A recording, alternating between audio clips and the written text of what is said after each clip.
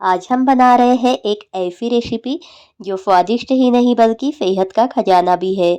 आंवले का मुरब्बा। आंवला यानी विटामिन सी का नेचुरल सोर्स। इस मुरब्बे को आपको बस 1 चम्मच रोज खाना है। आंवले की एक छोटी सी क्वांटिटी भी आपकी इम्यूनिटी को मजबूत बनाती है, चाहे आप इसे किसी भी तरह से खाएं। तो चलिए शुरू करते हैं। आंवले का मुरब्बा बनाने के लिए हमें यहाँ पर फ्रेश आंवले लेना है। यहाँ पर मैंने लगभग 500 ग्राम फ्रेश आंवले ले लिए हैं। इन्हें हमने सबसे पहले धो लिया है। अब हम आंवलों को स्टीम करेंगे, तो स्टीम करने के लिए मैंने यहाँ पर एक जाली वाली छन्नी ली है और उसके ऊपर आंवलों को रख लिया है। आंवलों को एक पानी वाले बर्तन के ऊपर रखना है और उसे ऊपर से अच्छे से ढक देना है। अब तेज आंच पर हमें इसे 10 से 12 मिनट तक स्टीम कर देना है। 10 से 12 मिनट में बहुत अच्छे से ये स्टीम होकर पक जाएगी। आप चाहे तो आंवलों को बॉईल करके भी दे सकते हो, पर बॉईल करने से इसमें के पौष्टिक तत्व नष्ट हो सकते हैं, इसलिए हम यहाँ पर आंवलों को स्टीम करके दे रहे हैं। तो लगभग 12 मिनट में हमारे आंवले अच्छे से स्टीम हो गए हैं। ये देखिए बहुत अच्छे से ये पक गए हैं। अब गैस की फ्लेम को बंद करेंगे और इन्हें ठंडा होने के लिए रख देंगे। जब ये अच्छे से ठंडे हो जाते हैं, तब इनमें से हमें गुठलियों को अलग निकाल लेना है और इनकी फाके अलग अलग कर देनी है। तो ठंडा होने के बाद में मैंने इस तरह से इनकी फाके अलग अलग कर दी और गुठलियों को निकाल लिया है। तो फ्रेंड्स, अगर आपको भी आंवला आसानी से मिल जाता है, तो आप भी आंवले की बहुत सारी अलग अलग चीज़ें बना के रख सकते हो और इसे किसी न किसी रूप से सेवन कर सकते हो। तो यहाँ पर मैंने सारे आंवलों की फाकों को अलग अलग कर दिया है। अब ये लगभग यहाँ पर मैंने 500 ग्राम आंवले लिए हैं। तो जितने हमने आंवले लिए हैं, उतनी ही मात्रा में हमें चीनी देना है। आंवले का मुरब्बा बनाने के लिए हमें चीनी और आंवलों की सेम क्वांटिटी रखना है। तो यहाँ पर आंवलों में चीनी को डाल दिया है। अब इसे मिक्स कर देंगे। यहाँ पर मुरब्बा बनाने के लिए मैंने स्टील की कढ़ाई ली है। यदि आपके पास में स्टील की कढ़ाई ना हो तो आप स्टील का पतीला भी ले सकते हो। कोशिश कीजिए कि आप मुरब्बा को स्टील के बर्तन में ही बनाएं। तो यहाँ पर बिना गैस पर रखे ही पहले हमें चीनी को आंवलों में अच्छे से मिक्स कर देना है और मिक्स करने के बाद में 4-5 मिनट के लिए इसे ऐसे ही छोड़ देना है।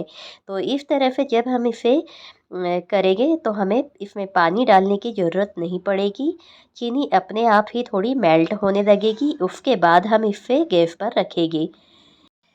तो इस तरह मैंने पहले आंवलों में चीनी को मिक्स कर दिया था और 4-5 मिनट इसे ऐसे ही रहने दिया था।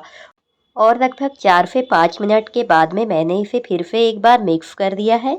अब इसे पकने के लिए हमें गैस पर रखना है। तो यहाँ पर गैस की फ्लेम को हमें एकदम स्लो पर रखना है। शुरुआत में हमें इसे स्लो फ्लेम पर ही पकाना है और चम्मच हमें इसमें लगातार घुमाते रहना है ताकि चीनी इसमें नीचे चिपके नहीं। तो इस तरह से लगातार चम्मच घुमाते हुए जब तक चीनी मेल्ट नहीं हो जाती है, तब तक हमें इसे लो फ्लेम पर पका लेना है। धीरे धीरे ये अपने आप ही चीनी मेल्ट होने लगेगी। लगभग 4 से 5 मिनट में ही चीनी मेल्ट होने लगी है और ये देखिए इसमें पानी छूटने लगा है।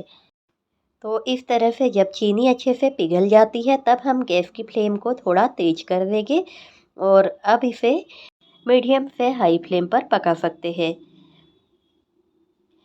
चम्मच हमें बीच बीच में चलाते रहना है। तो इस तरह से हम जब बिना पानी डाले इसे पकाएंगे ना, तो ये थोड़ा जल्दी बन जाता है। थोड़ी देर के बाद में चीनी भी पिघल जाती है और आंवला भी अपना रस छोड़ने लगता है। तब ये काफ़ी पतला हो जाता है। तब हमें इसे तेज़ आंच पर ही पकाना है और थोड़ी थोड़ी देर में चम्मच घुमाते रहना है। लगभग 10 से 15 मिनट पकाने के बाद में चाशनी काफ़ी गाढ़ी हो गई है और कम हो गई है। अब हम इसे चेक कर देंगे। तो चेक करने के लिए इस तरह से हमें हाथ को गीला करके चाशनी उंगलियों के बीच में रखकर चेक करना है। जब पूरी तरह से अच्छे से तार बनने लग जाए, तब हमें गैस की फ्लेम को बंद कर देना है और इसमें इलायची पाउडर डाल देना है। यहाँ पर मैंने सिर्फ इलायची पाउडर डाला है। यदि आपको दालचीनी का टेस्ट पसंद हो तो दालचीनी का पाउडर भी डाल सकते हो और इसे ऐसे ही ठंडा होने के लिए छोड़ देना है। ठंडा होने के बाद में चाशनी और भी ज़्यादा गाढ़ी हो जाती है और मुरब्बे का कलर भी चेंज हो जाता है। तो मुरब्बा बनाते समय बस हमें इस एक चीज़ का ज़्यादा इसमें ध्यान रखना है कि चाशनी इस तरह से गाढ़ी जब तक नहीं होती है तब तक इसे हमें पकाते रहना है। जब चाशनी अच्छे से गाढ़ी हो जाए तभी गैस की फ्लेम को बंद करें। यदि चाशनी अच्छे से गाढ़ी नहीं होती है, थोड़ी पतली रहती है, तो मुरब्बा ख़राब भी हो सकता है। इस चीज़ का हमें यहाँ पे ध्यान रखना ज़रूरी है। अब इसे स्टोर करने के लिए हमें साफ़ सुथरी कांच की बॉटल लेना है और बॉटल अच्छी तरह से सूखी हो, इस चीज़ का भी ध्यान रखना है। तो साफ़ सुथरी सूखी हुई बॉटल में भरकर इसे स्टोर करना है।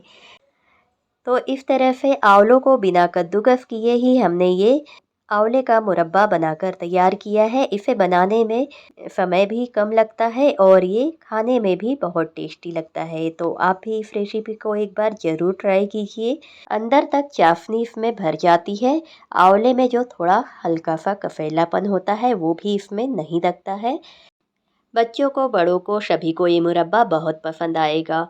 आप भी एक बार ये रेसिपी ज़रूर ट्राई कीजिए और वीडियो पसंद आया हो तो वीडियो को लाइक कीजिए, शेयर कीजिए और अगर आप मेरे चैनल पे न्यू हो तो चैनल को सब्सक्राइब कीजिए और बेल आइकन को प्रेस कर दीजिए ताकि आने वाले वीडियोस की नोटिफिकेशन आपको मिलती रहे।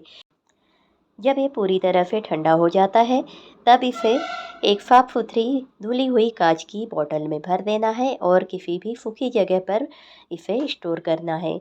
तो ये साल डेढ़ साल तक आराम से चल जाता है, बिल्कुल भी ख़राब नहीं होता है। तो फ्रेंड्स, मिलते हैं अगले वीडियो में नई रेसिपी के साथ और वीडियो देखने के लिए आपका बहुत बहुत धन्यवाद।